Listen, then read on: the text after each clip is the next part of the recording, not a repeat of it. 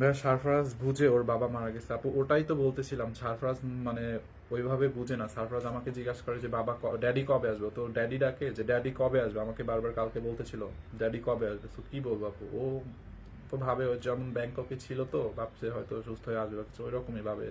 আল্লাহর কাছে গেছে হয়তো সুস্থ হয়ে ফিরে আসবে, ও বুঝে না আপু, আসলে বুঝতেছে না।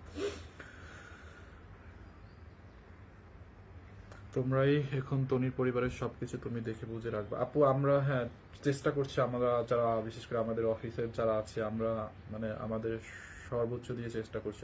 স্যার হচ্ছে আমাদেরকে, স্যার না শুধু ম্যাম, আমাদেরকে অলওয়েজ মানে তার পরিবারের সদস্যের মতো দেখতো।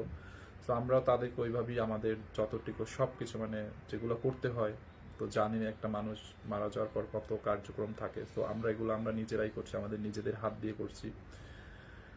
আলহামদুলিল্লাহ আমরাও একজন এরকম স্যার পেয়েছিলাম, এবং শেষমেশ তার তার সাথে পর্যন্ত ছিলাম, এটার জন্য আমরাও আসলে আলহামদুলিল্লাহ।